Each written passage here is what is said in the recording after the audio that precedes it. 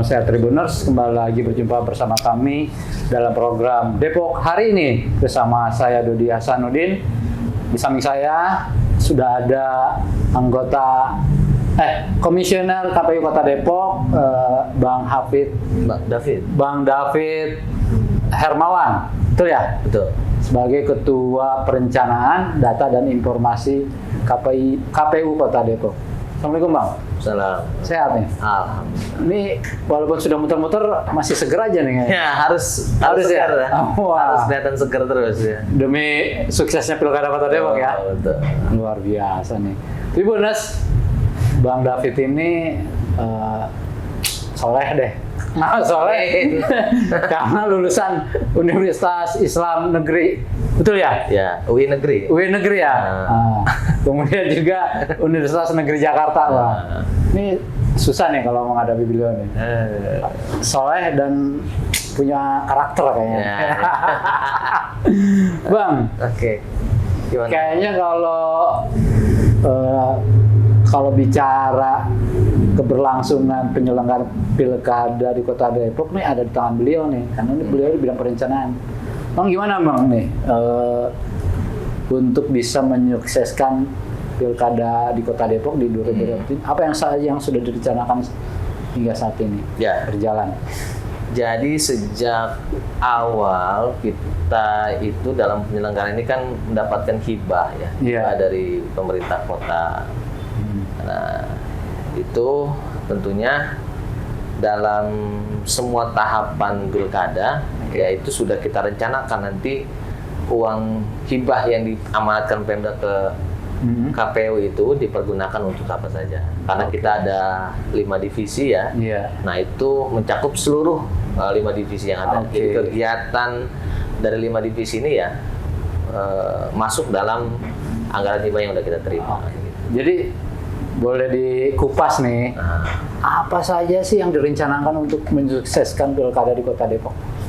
Ya, kita kalau bicara tahapan kan sejak awal itu kalau dari saya karena saya pengampu di bidang perencanaan, data dan informasi, tentunya berkaitan dengan data dan informasi itu lebih ke ranah data pemilih kalau saya. Jadi proses data pemilih ya? Pemutakhiran data pemilih dari A sampai Z itu ada di saya. Oh, ini nih. Gitu ya. Bidang yang orang-orang yang punya hak pilih terdaftar, gitu ya? Jadi kalau Abang waktu kemarin tuh ada petugas yang coklit. Nah, itu pengampunya di kita walaupun rekrutmennya itu ada di STE. Cuma materi-materi yang dijalankan itu kita yang ampu. Kemudian apa lagi yang direncanakan? Sebentar. Agak menarik nih. Tantangannya di lapangan waktu coklit apa ya? Ya, kalau di lapangan ya dari perjalanan yang diceritakan oleh petugas coklit itu, para pantarli itu. Jadi ada sebutannya, ada pantarli, ada apa tahu PAP, panitia penghutang data pemilih, PPDP. Nah, ya tapi untuk pilkada itu diserentakkan namanya pantarli, panitia petugas pemutakhiran data pemilih. Nah, itu unik-unik Bang itu. Gitu ya. Jadi ada petugas yang dia datang ke rumah orang tuh digonggong anjing. Ada. Oh gitu. Iya. Waduh. Tapi anjingnya jangan kelihatan saya. Ada ya kan. Terus juga ada yang udah berapa kali bolak-balik orangnya nggak ketemu. Ada juga itu. Sedangkan datanya itu kan kalau tidak ketemu orang nggak boleh langsung di TMS kan harus betul-betul sampai jelas datanya baru kita bisa mengatakan dia TMS atau TMS itu tidak memenuhi syarat atau memenuhi syarat. Ya. Ada sampai yang dimarah-marahin ya? Ada juga. Artinya makanya dari awal itu kami udah bersurat ke pemerintah baik yang ada di kota maupun di kelurahan ya, kecamatan dan kelurahan itu untuk bisa memfasilitasi atau memberikan informasi kepada masyarakat, kepada warganya bahwa dalam rentan waktu dari bulan apa sampai bulan apa itu ada proses pemungutan data pemilih. Jadi harapan kami dengan adanya informasi itu bisa mengurangi. Masyarakat sudah jadi lebih tahu gitu kan. Kirain mengurangi orang marah-marah. Karena sekarang gini, Bang, kita agak sulitnya itu kalau data itu kan sifatnya privasi ya. Iya, Jadi kadang orang itu agak sulit buat ini ada tahapan ya, apalagi marak kayak apa tuh peminjaman online gitu pinjol, kan. Pinjol terus ya artinya Takut pemalsuan data. pemalsuan data itu kan jadi orang agak susah untuk memberikan data walaupun petugas itu dilengkapi dengan atribut-atribut ya. Resmi ya. Resmi, gitu ya. tapi tetap Mungkin didampingi ketua RT mungkin ya. Nah, itu dia. Iya. Makanya kenapa tadi kita bersurat harapannya gitu ada pendampingan. Jadi biar masyarakat juga yang didata itu merasa tenang bahwa datanya itu tidak akan disalahgunakan. Kalau manisnya apa sih di lapangan? Manisnya apa ya? Disuguhin kopi mungkin. Ya orang kita kan seneng ini ya, senang bersilaturahmi gitu kan. Kadang untuk satu rumah aja tuh bisa lama karena disuguhin kopi, disuguhin apa teh gitu kan, ngobrol akhirnya tugas dia jadi harusnya bisa dapat 3 sampai 5 rumah jadi tapi kan bisa detail memberikan sosialisasinya kan kalau gitu. Jadi Tribuners memang tantangan para petugas Pantarlih di lapangan itu cukup berat ya. Tapi itu bisa dilalui, bahkan walaupun nggak ada orangnya didatengin lagi, nggak ada orangnya didatengin lagi sampai ada tanda tangan. Sampai ada tanda tangan. Luar biasa memang nih. Jadi kemudian apa lagi setelah itu rencananya? Ya, ini rentetan kegiatan ya, kegiatan dari Datin itu, data informasi ya. Setelah dicoklit itu kan kita kemudian melakukan apa namanya rekapitulasi dari mulai tingkat PPS, kemudian ke tingkat PPK baru kita adakan rekapitulasi di tingkat kota. Jadi proses berjenjang tuh Bang, dari data kan awalnya mereka dapat dari data DP4 ya, dari Kemendagri itu kan. Terus kemudian dicoklit, kemudian menjadi daftar pemilih hasil pemutakhiran DPHP. Oh, DPHP ya. DPHP dulu. DPHP. Setelah DPHP kita plenokan. Nah, setelah itu baru masuk ke DPS, daftar pemilih sementara. Jadi rekap itu masuk ke hasilnya akan ke DPS. Nah, DPS itu baru nanti ada tahapan DPSHP, daftar pemilih sementara hasil perbaikan. Nah, baru setelah itu selesai ditetapkanlah sebagai DPT. Nah, terkait DPT nih, Bang. Kalau nanti tanggal misalnya H-3 atau H-1 ada yang sudah 17 tahun, gimana tuh? Oh iya, jadi kita sejauh ini sudah bekerja sama dengan Disduk Capil ya, khususnya di Kota Depok. Kita tentunya itu ada pemilih potensial. Jadi potensial itu kita sudah mendata warga masyarakat Depok yang pas hari H nanti tanggal 27 itu berusia 17 tahun, itu sudah bisa untuk memilih. Serius bisa. Wih, luar biasa. Kadonya nyoblos dong. Iya.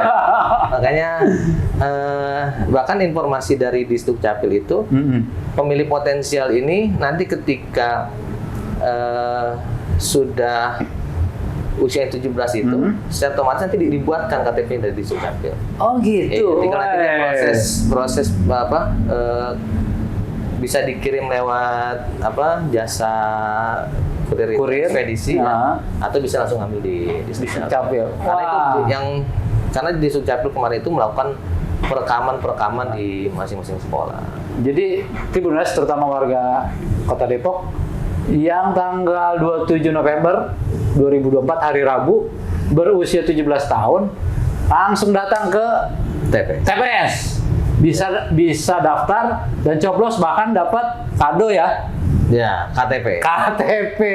Wah, dari Disduk ya. Dari Disduk Capil. Mungkin di Dukcapil ingin juga mensukseskan Pilkada Kota Depok kali ya. Sangat Iya. membantu kita. Membantu gitu. kita. Luar biasa. Oke. Selanjutnya Ya dari penentuan DPT itu kan kita sudah sahkan tadi tanggal 18 September ya. Oke. DPT kita tuh di angka 1.427.000 sekian lah ya, detailnya tuh 636 atau berapa itu ya. Nah, itu sudah 1,4 juta lah DPT kita. 1,4 juta lebih kali ya. Ya, 1427. 1427. Ya, 1427.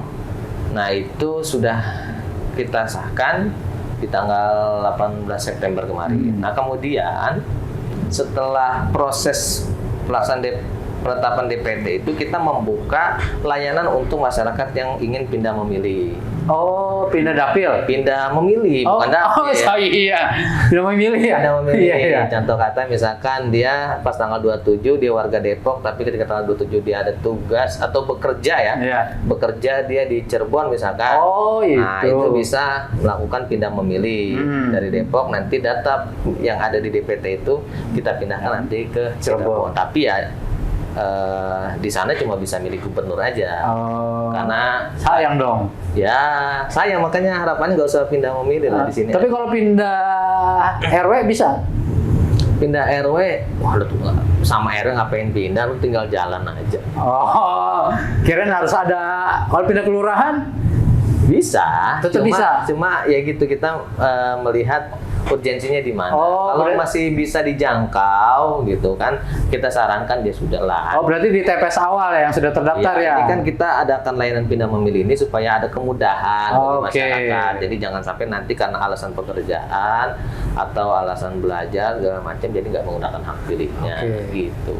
Berarti kalau memang jauh, kayak pindah tugas, kayaknya Cirebon, orang Cirebon ya, Bang David. Asli Depok. Oh, asli Depok nih. Asli Depok. Atau pindah ke Cirebon, ke Banyumas atau Jawa ya, itu dapat surat itu ya, DPT ya. Nah, DPT, layanan memilih. Oh, layanan memilih ya. Layanan pindah memilih. Layanan pindah memilih. Tapi ini ada perbedaan layanan memilih, pindah memilih dari Pileg Pilpres kemarin dengan Pilkada. Kalau Pilpres kita kan jangkauannya itu seluruh Indonesia. Oke. Jadi dari Sabang sampai Merauke itu ada pemilihan presiden. Oke. Makanya kita bisa pindah memilih di mana saja selama di wilayah NKRI. NKRI. Kalau Pilgub, Pilkada, Pilwalkot ini hanya dibatasi untuk satu provinsi yang sama. Oh, kalau- jadi antar kabupaten kota dalam satu provinsi. Jadi kalau misalnya gubernurnya Jawa Barat, kalau pindah ke Jawa Tengah nggak bisa? Nggak bisa. Oh. Karena nggak ada surat suara di sana Jawa Barat. Oke. Gitu.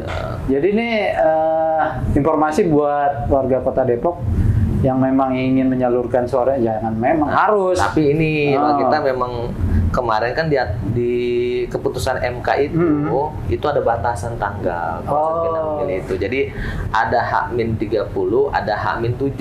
H-30 dengan H-7. Nah, yang H-30 selesai kemarin tuh. Iya, tinggal H-7 nih. Tinggal H-7 aja.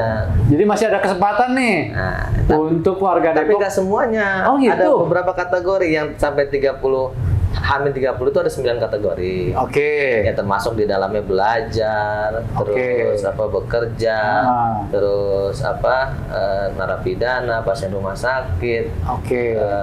bencana alam, terus ada 9 lah. Iya. Jadi sekarang itu sampai tanggal 20 November itu masih dibuka layanan pindah memilih hanya untuk 4 kategori. Apa aja? Pertama, mendapat tugas di tempat lain. Mendapat tugas di tempat lain. Jadi mendapat tugas ya, bukan karena kerja di situ. Beda ya. Pindah tugas kan? Ya, jadi kalau kita memang misalkan kerjanya udah di Depok lama gitu kan, nah itu namanya bekerja, bukan mendapat tugas. Kalau mendapat tugas tiba-tiba saya misalkan dosen, dapat tugas untuk isi seminar di tanggal 7 atau sudah apa gitu. Nah itu kan dapat tugas harian, artinya memang terjadwal untuk mengisi di tempat lain. Gitu. Itu yang untuk bertugas tempat lain. Yang kedua, pasien rumah sakit. Pasien rumah sakit. Yang dirawat. Yang mau dioperasi. Ya, nah ini memang ada sedikit polemik ya aturan H-7 ini karena kemarin kita di pemilu kemarin ya, pengalaman di pemilu kemarin itu banyak pihak rumah sakit yang mengatakan bahwa interval rata-rata orang sakit tuh 3-4 hari. Oh. Gitu. Jadi jarang yang sampai 7 hari ini, gitu kan?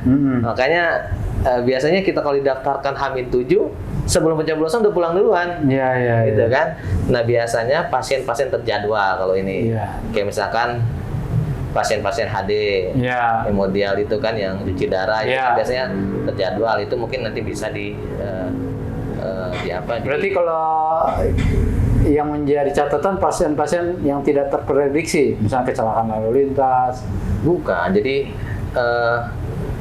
jadi 4. Saya selesaikan dulu dah. Jadi yang ketiga itu narapidana di lapas atau rutan. Yang keempat korban bencana alam. Ya, jadi ini 4 kategori ini masih terbuka untuk melakukan pindah memilih di tempat lain. Gitu. Sampai H-7. Selesai setelah H-7 udah nggak ada layanan pindah memilih lagi. Nggak ada tuh. Intinya begitu. Waduh, ini informasi penting nih buat warga Kota Depok untuk kalau memang mau mempunyai waktu H-7 diberi kesempatan. Jadi tanggal 20 November ya. 20 November pukul 23.59. Wih, sampai malam nih. Sampai malam. Luar biasa. Jadi kalau hari biasa, bukan hari terakhir kan, hari terakhir itu memang itu sampai 23.59. Kalau biasanya itu kita jam kantor, jam pagi jam 7 sampai jam 4. Itu bisa dilakukan pindah memilih di kelurahan, di PPS, di kecamatan, atau bisa langsung ke kantor KPU. Bisa di 3 tempat. Di kantor kelurahan, kantor kecamatan, dan langsung ke kantor KPU Kota Depok di Jalan Margonda. Enak sekalian jalan-jalan. Selanjutnya apa, Bang? Nah, kalau agenda utama dari Datin itu ya itu tadi di awal saya sampaikan, dia adalah melakukan pemutakhiran data pemilih. Mutarli ya, pemutakhiran data pemilih. Jadi dari data mentah, kemudian kita coklit, terus kita saring, barangkali ada yang belum terdata segala macam. Nah, sampai disahkannya DPT. Selesai itu tugas Datin. Paling nanti pengurusan DPTB tadi, pemindah memilih itu masih bagian data informasi. Nah, kebijakan KPU RI hari ini itu menugaskan Datin ini yang mengampu aplikasi Sirekap. Wah, ini. Nah, jadi ada kerjaan tambahan lagi. Tambahan lagi nih. Ini lebih berat nih kayaknya nih. Aduh, pengalaman pemilu kemarin kan Sirekap tuh error ya? Jadi pembicaraan di mana-mana. Saya sampai buka, kok sesama lama gitu. Iya, Sirekap itu. Nah, apa Bang yang diantisipasi oleh Abang agar yang kemarin-kemarin itu tidak terulang lagi? Jadi setelah pemilu kemarin dengan segala masukan dengan Sirekap ini, tentunya ya KPU RI dalam hal ini sebagai yang membuat secara langsung Sirekap ini itu melakukan perbaikan terus-menerus.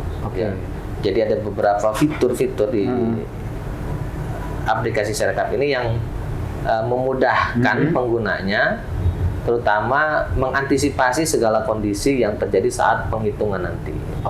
Jadi tugas Sirekap sebenarnya kita kalau ibarat hajatan ya, hajatan orang nikahan nih, kita tunggu potretnya. Kita tunggu potret. Jadi pengantin udah siap, kita foto. Gitu. Begitu juga ini data sudah siap, upload.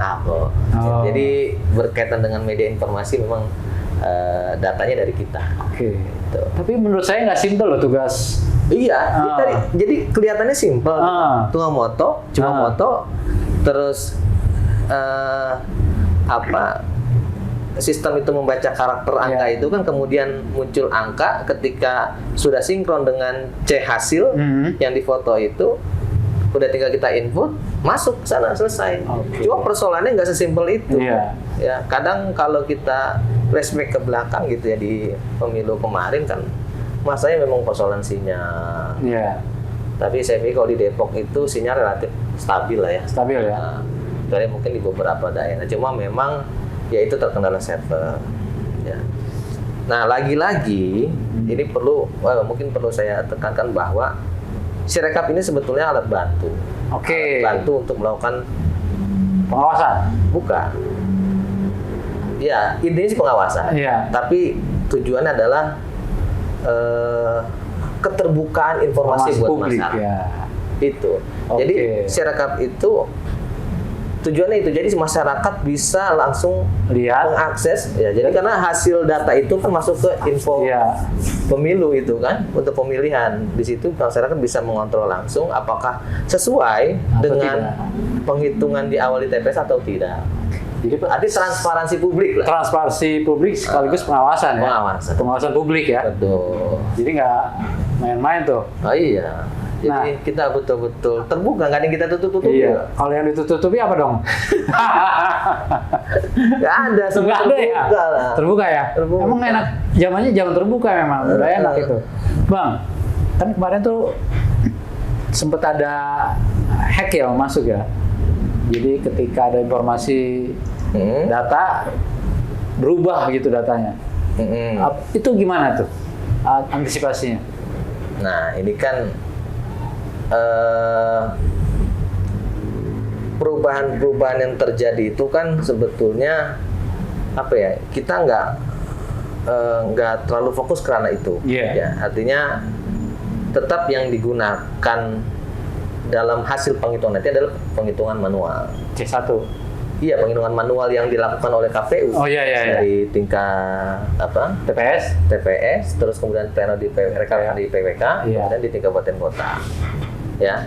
Jadi kita jangan terjebak ke Sirekapnya ini. Iya. Kan di awal saya katakan bahwa Sirekap ini hanya alat bantu. Oke. Cuma kadang yaitu opini-opini yang di luar masyarakat segala macam, karena ini kan proses sistem. Sistem ini kan memang dilakukan uji coba terus-menerus. Oke. Ada hal yang perlu diperbaiki ya kita perbaiki gitu kan. Iya. Jadi persoalan polemik itu tadi kan saya bilang di awal, Sirekap ini memang menjadi persoalan di pemilu kemarin. Iya, emang seru ya. Seru. Jadi banyak warga termasuk saya bahwa Sirekap itu memang hasil lahir, ternyata bukan ya? Bukan.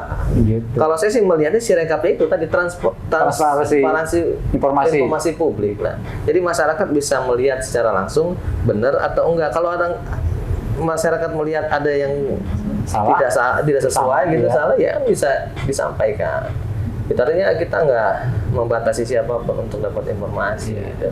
Jadi masyarakat Kota Depok atau Tribuners bahwa Sirekap itu hanya alat informasi keterbukaan publik. Alat bantu. Alat bantu, bukan sebuah alat untuk menetapkan ya. Nah, betul. Jadi kalau memang ada salah ya wajar, karena bisa diperbaiki. Ya. Betul kan? Ya karena ini kan sistem ya. Iya. Hasil pastinya di putusan KPU ya nanti ya. KPU. Gitu. Dan itu pun para saksi baik dari parpol dan yang lain bisa memprotes kan kalau memang beda kan. Pernah juga apa tuh? Sirekap itu waktu itu dihentikan sementara. Iya, dihentikan tuh. Iya kan? Iya. Karena desakan publik segala macam terhadap Sirekap ini gitu kan. Iya. Nah, karena memang salah bacanya itu, jadi angka kan pakai apa sih istilahnya, itu ada istilah digitalnya itu kalau baca angka 0 OMR gitu kan. Apa itu ya istilahnya saya ada itu ya. Jadi cara membaca dia dengan foto itu, komputer membaca kayak inilah, kayak ujian nasional gitu. Ada yang bulat-bulat itu. Nah, itu kita ada format bacaan seperti itu dan ada pembacaan angka. Jadi sistem komputer itu kadang salah membaca itu. Nah, makanya sekarang itu dilengkapi, Sirekap ini sudah dilengkapi dengan 20 kecerdasan. Ya, kecerdasan untuk membaca angka-angka itu. Jadi meminimalisasi kesalahan ya. Nah, makanya waktu itu sempat dihentikan ya, karena ya itu kita harus perbaiki dulu data itu, bukan lagi. Kemarin kan ada, wih suara gua gede, pas besoknya lo kok kecil. Karena ada perbaikan yang dilakukan.